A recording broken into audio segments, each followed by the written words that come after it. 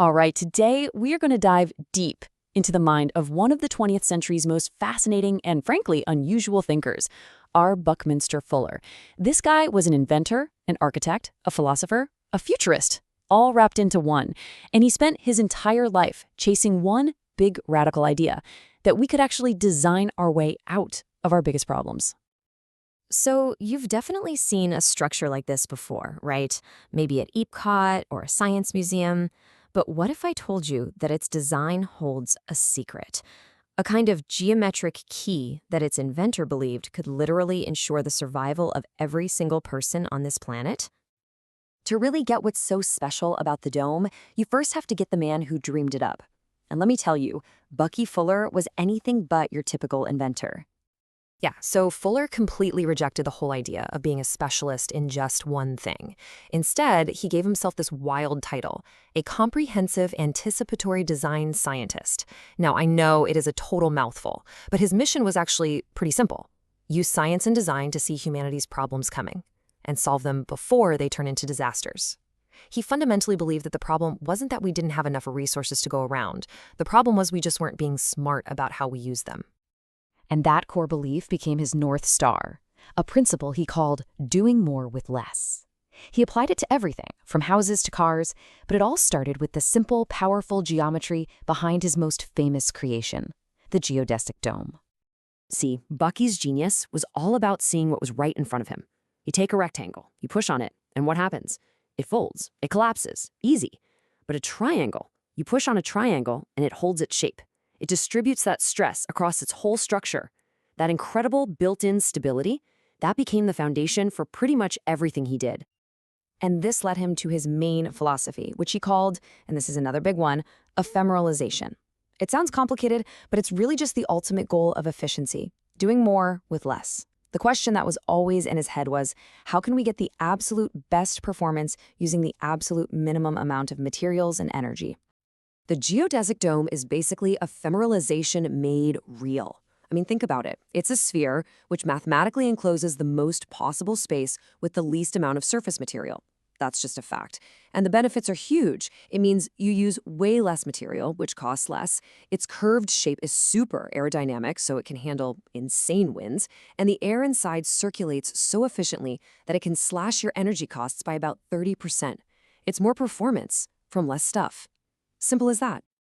But Fuller's vision was so much bigger than just one building. He took this more with less idea and tried to apply it to, well, everything. He even created a brand for it called Dymaxion, which was his mashup of the words dynamic, maximum, and tension. First up, there was the Dymaxion house. You gotta forget everything you know about normal construction. This was a house inspired by airplanes.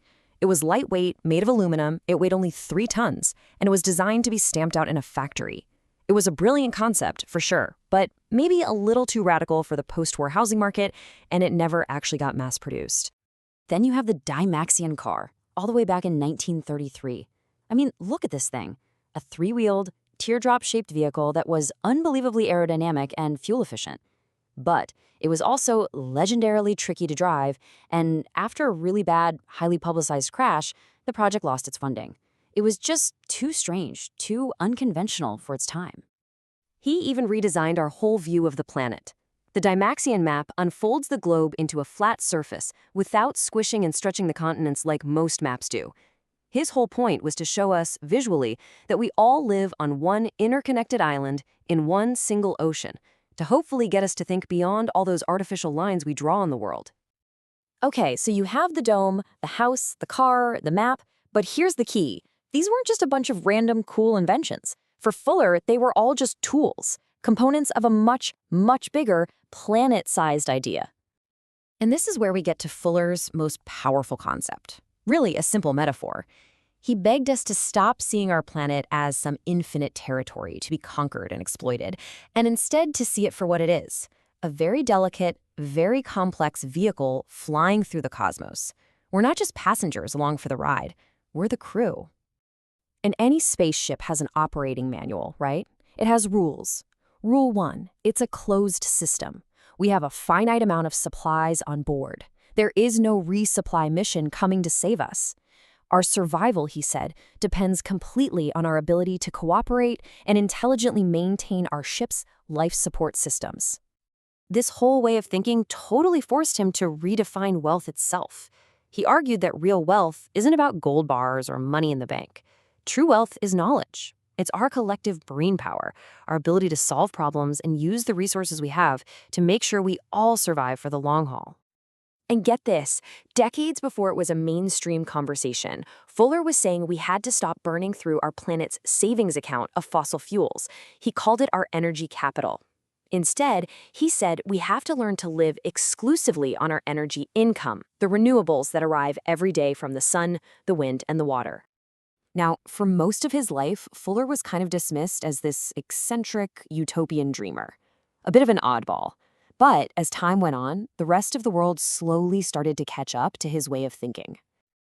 I mean, just look at this timeline. He patented the geodesic dome way back in 1954, but it took decades for the establishment to really recognize him.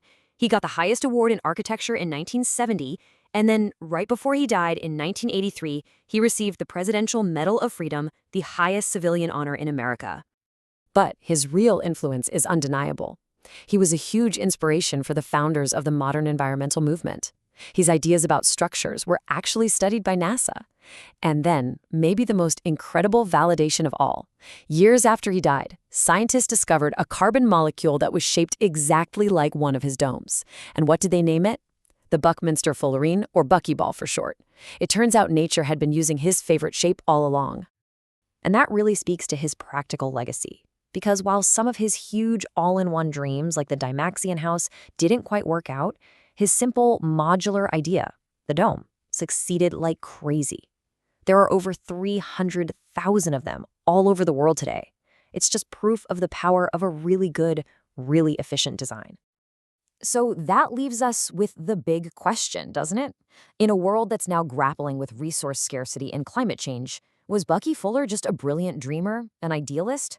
Or was his entire life's work, this relentless mission to do more with less, actually an essential blueprint for how to operate Spaceship Earth? A blueprint that maybe, just maybe, we're only now beginning to truly understand?